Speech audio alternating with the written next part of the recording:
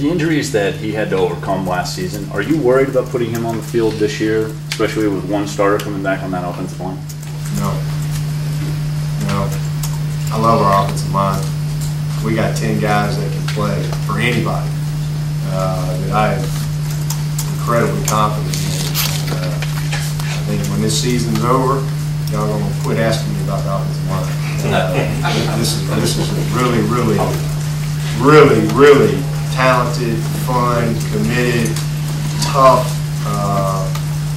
group of young men that I think are going to take great pride in really developing into an excellent offensive line. We're going to play. This is a tough game. It's a violent game. It's physical. What good does it do you to sit around and worry about it? It ain't going to do anything for us. We just got to go play. And those are things you have no control over.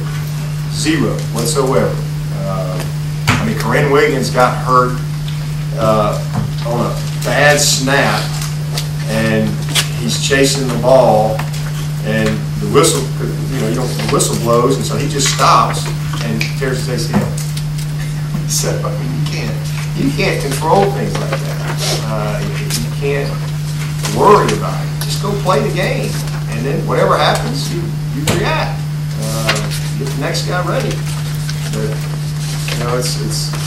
Deshaun, I think it's a little early for everybody to kind of label this guy as injury prone or something. He's had one season where he's had a couple of injuries, and really, one injury, same thing. Nobody even touched him.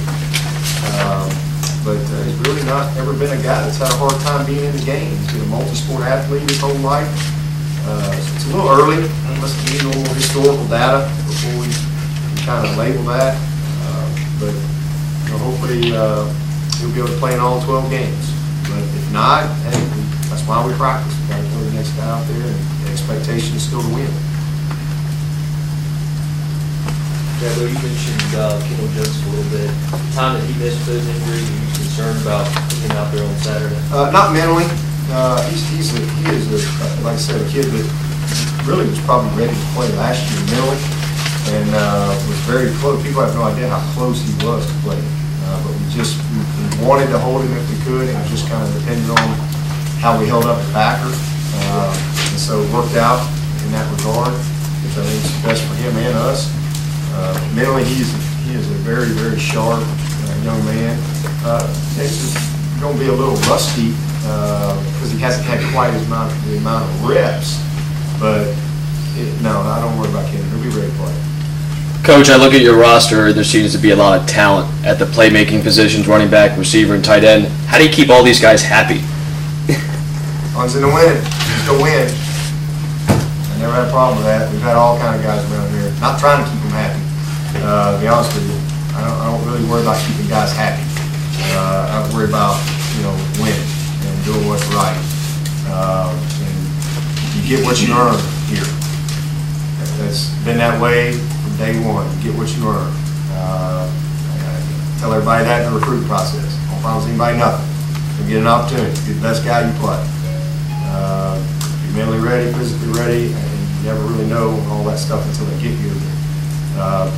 We have fun playing. If we can snap the ball 80, 85 times plus a game, then that ball will get distributed to a lot of different people.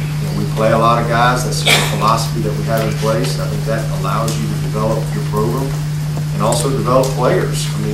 Again, it's not always 50-50. Last year, we had a lot more 50-50 guys. It might only be 80-20, but that 20 is critical for that particular player's development and also your program's development. So we're going to play a lot of guys, and if you're doing what you're supposed to do, it's amazing how that ball just kind of finds its way to you. It really is. So it'll be fun. When we've been at our best around here is when we've had a bunch of guys. That's when we've been at our best, where it's backfield, tight ends, wide outs, and you got to be unselfish. You have to be unselfish, and you'll be a complete player. If you're only a good player when you touch the ball, then you're probably not going to play a whole lot. every play is important. I used to hate that coaching wideouts. You know, you have a guy, he had 3 catches and a touchdown. Everybody's patting him on the back because he had some great game. No, he stunk. You know, he played 40 plays and 3 of them were good and the other 30 were minuses. Well, that impacts the game too. So, you know, just getting everybody to buy into it's not about just being a good player with the ball in your hands. It's impacting the game. That's what the great ones do. The great ones impact the game whether they got the ball or not. And that's what we try to stress in our